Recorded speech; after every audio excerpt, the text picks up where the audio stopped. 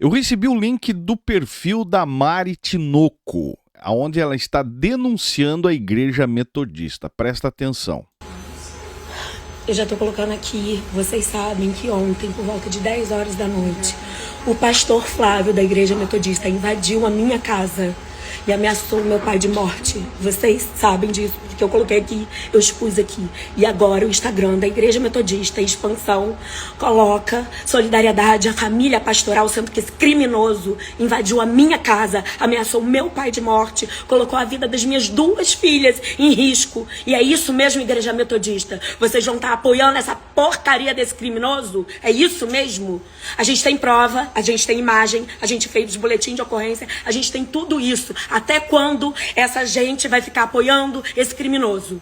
Aí o que acontece, meus amigos? Ela faz uma denúncia a respeito do pastor, o qual invadiu a casa dela. E qual seria o motivo? O motivo, inclusive, ela coloca no próprio perfil, que muita gente está questionando, dizendo que é acusações, porque a igreja emitiu uma nota. Eu gostaria de ler a nota aqui com vocês, só para vocês entenderem o tamanho da distorção dos fatos, que é o que a maioria das igrejas fazem quando querem acobertar um assunto. Eles acabam distorcendo os fatos, distorcendo a verdade para proteger a quem eles querem. Isso aqui não é só na metodista, né? A Assembleia de Deus, que é o assunto que nós mais tocamos aqui nesse canal, fazem exatamente assim. Ou, em últimos casos, o cara não era da igreja, não fazia parte. Olha a nota que a igreja emitiu. Nós, enquanto clã, estamos cientes do acontecimento dos últimos meses que culminaram no ocorrido na data de 15/12/2025. E as devidas providências estão sendo tomadas com partes envolvidas.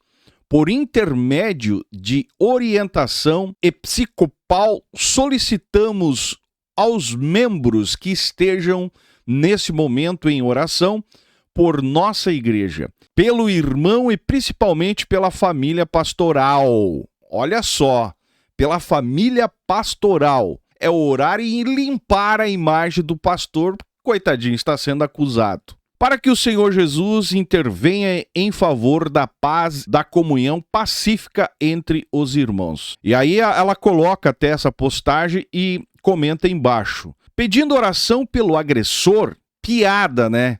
Quem ouviu sabe bem o terror que foi. Para nós, vizinhos, já foi difícil. Imagina para quem estava na casa, ainda mais com crianças presenciando tudo. E aí o que acontece? Diante dessa nota da igreja, os demais membros foram para cima dela dizendo que era mentira, que estavam acusando algo que não era verdade. Ela acabou fazendo até uma postagem dizendo o seguinte: odeio exposição nas redes sociais, ainda mais com um assunto tão complexo. Não queria ter feito isso, mas infelizmente não podemos aceitar isso. E segue ainda outras postagens dizendo o seguinte: esclarecimento. Ocorrido, o pastor da Metodista Central de Três Rios e Expansão Central, Rua Barão do Rio Branco, invadiu na segunda-feira às 22 horas a casa de Anderson Tinoco, aos berros e chutes.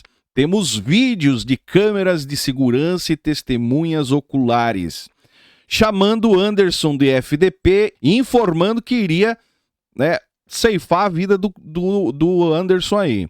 Sendo que o Anderson é um idoso e está em casa acompanhado da sua filha, das suas netas de 5 e 3 anos, que presenciaram tudo. O motivo de tudo, primeiro, que não deveríamos ter que justificar nada, nunca, mas a motivação está porque o Anderson há um tempo vem lutando pelo reerguer e continuar da Igreja Metodista Central de Três Rios, do Festival do Milho, que vem sendo danificada com um novo projeto de expansão, com esvaziamento de recursos básicos, como manutenção do templo, da prática do pátio da igreja, banheiros, sem contar a baixa em atividades com escolas dominical, investimento para o culto em outros. Não houve diálogo como informado em áudio que está circulando pelas igrejas. Não houve conversa saudável, não houve nada disso na noite de segunda-feira. E ninguém passou mal como a moça alega no áudio. Houve sim um crime aonde o criminoso precisa pagar pelos erros. Pelo que eu entendi, meus amigos, esse tal Jefferson aí percebeu que a igreja estava enfraquecendo, diminuindo, enfim. No final das contas, foi tentar fazer a sua parte e arrumou uma encrenca com um dos pastores. Provavelmente o causador desse fracasso da instituição. No final das contas, o que sobrou? A revolta do próprio pastor, achando que, por ser uma casa de idoso, não teria problema chegar invadindo, xingando, chamando de tudo quanto é nome. E é claro que agora a igreja aparece tentando limpar a barra do sujeito. E a denúncia está acompanhada, segundo ela, provas, registro de boletim de ocorrência, elementos, em outras palavras, elementos concretos que sustentam o que ela está dizendo. E muita gente até dizendo que isso aí é fofoca de WhatsApp.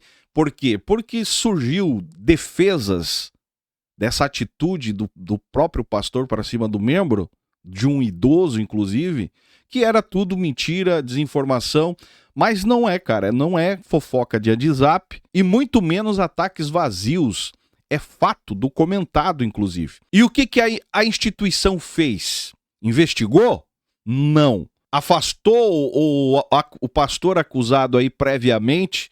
Também não. O que aconteceu é que a igreja emitiu essa nota pedindo oração pela vida do marginal, no meu ponto de vista. Mesmo diante de provas, mesmo diante dos fatos apresentados aqui. Mas quem estão tentando proteger? O tal homem de Deus.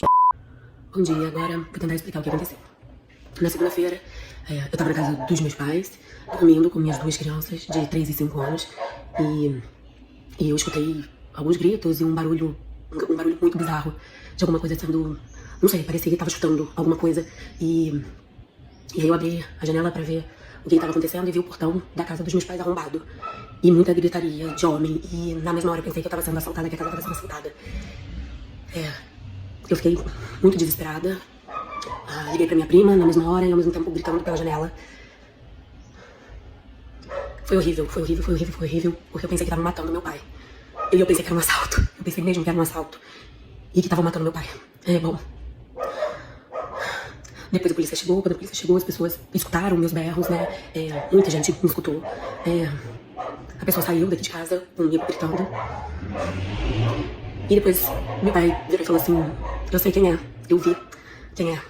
Porque ele conseguiu arrombar o portão de casa, mas ele não conseguiu arrombar a porta, que é de madeira maciça, mas ele quase conseguiu. E se ele tivesse conseguido, ele teria matado meu pai.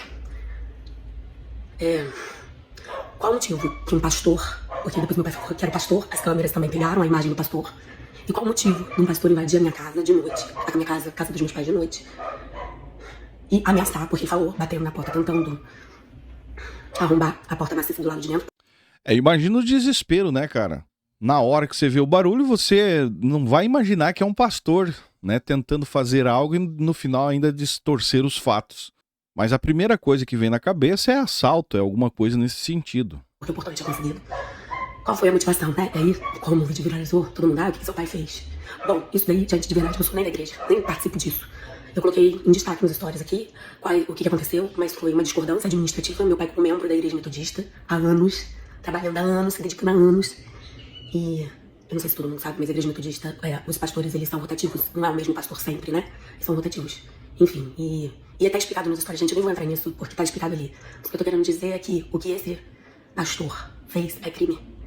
E uma parte da igreja, da liderança da igreja, ao invés de prestar solidariedade à minha família que foi agredida, a minha filha, inclusive de 5 anos, que presenciou tudo isso e inclusive está traumatizada, ao invés de prestar solidariedade a gente, prestou solidariedade ao pastor, à família do pastor. E é isso que me indignou, Enfim. O problema nesse caso, no meu ponto de vista aqui, vai muito além de um episódio isolado, conforme estão tentando passar a ideia. Porque quando a instituição religiosa resolve proteger a imagem de um líder que cometeu algo que vai contra, sem, no caso, apurar os fatos, ela manda um recado claro, meus amigos. No caso aqui, é que a hierarquia vale mais do que qualquer justiça. Ou seja, o cargo vale mais do que a vítima. E isso nunca foi zelo espiritual, principalmente partindo, né, de uma instituição religiosa. Isso se chama blindagem institucional, que nós sempre nos deparamos nesse canal diante de tantos assuntos expostos aqui. Eles tentam proteger de todas as formas possíveis. Tudo em nome de que não pode ser escandalizado a obra do Senhor. Não podemos escandalizar. Ai de quem porvém o escândalo. Mas geralmente acuso que o escândalo está vindo não pelo causador do escândalo, mas por quem decide falar a verdade na internet. Ou seja, verdadeiros covardes. Porque estamos diante de um caso aqui onde existe um casal de idosos, crianças e um pastor tentando invadir a casa porque não gostou da atitude do membro em se preocupar com o bom andamento da instituição religiosa a qual ele faz parte, aonde ele é membro. E aí, ao invés de averiguar os fatos, a liderança emite uma nota pedindo oração não pelo casal de idosos. Sem averiguar os fatos, pede oração justamente pela família do pastor, colocando o cara como o perseguido da história. É muita inversão de valores. Eu só digo uma coisa, meus amigos, isso aí é um sistema religioso, não só da metodista, outras igrejas, é um sistema altamente treinado para se defenderem. Mesmo que isso signifique pisar, massacrar quem denuncia. Quando que esse povo vai entender que fé não pode ser escudo para abuso? A igreja não pode funcionar. A instituição religiosa, no caso aqui a própria metodista, não pode funcionar como um tribunal de absolvição automática de alguém só porque tem um cargo maior do que o outro, porque quem protege erro vai sempre virar cúmplice. E é por isso o fracasso dessas instituições. É isso, gente. Eu só vim aqui explicar um pouco o que aconteceu. Eu espero. A gente fez, claro que a gente fez boletim de ocorrência, tudo isso, juridicamente, a gente já correu atrás, mas eu vim aqui pra poder explicar, porque as pessoas não estão entendendo o que aconteceu. E eu espero só que o bispo, né, que não se pronunciou até agora, eu não sou da igreja, mas o bispo não se pronunciou. A liderança da igreja se pronunciou, falando mentiras, contando mentiras. Tem um áudio aí circulando falando que o pastor veio aqui na minha casa tentar conversar com meu pai. Tipo, isso é mentira, porque ele arrombou a porta daqui de casa, ele foi extremamente violento. E é isso, gente, assim, eu só tô querendo, não sou de mentira, eu sou de verdade. Eu quero falar a verdade, eu quero que essas coisas se resolvam, eu quero que meu pai esteja em segurança, eu quero poder visitá-lo, porque eu nem moro aqui com ele. Lembrando que meu pai é idoso e que eu sei muito bem que esse cara, esse pastor, ele só fez isso porque ele achou que ninguém estava em casa. Ele achou que meu pai estava sozinho em casa. Então isso é muito sério, isso é muito grave. Eu só digo uma coisa, cara, tem caroço nesse angu aí dos grandes, tem coisa graúda que precisa ser esclarecida principalmente pela instituição e o próprio pastor. Porque invadir a casa de um idoso, meus amigos, um pastor, qual seria o objetivo? E está claro, porque tem registro, tem provas contundentes que vai contra a narrativa da própria igreja. E eles fazem cortina de fumaça para passar a ideia de que é uma instituição religiosa, né, que está preocupado com os fiéis. Né? Vamos orar pela família do pastor, porque está sendo acusado, o pastor está sendo indevidamente acusado. Enquanto isso, escondendo os reais motivos. Nesse caso aqui, tenho certeza que tem mais caroço no angu aí. Se você concorda comigo, deixa o seu comentário embaixo. Para quem mandou esse conteúdo para nós reagirmos, agradeço. Estamos aí no finalzinho já do ano, né? Dia 17/12. Desejo para vocês também aí uma ótima semana. E se você concorda comigo, deixe seu comentário aí embaixo, que é importante sobre esse caso. Se não é inscrito do canal, se inscreve. Se não me segue nas demais redes sociais, estou em todas as outras. E esse é o canal Fala Zay, estamos juntos por um Brasil e um mundo melhor.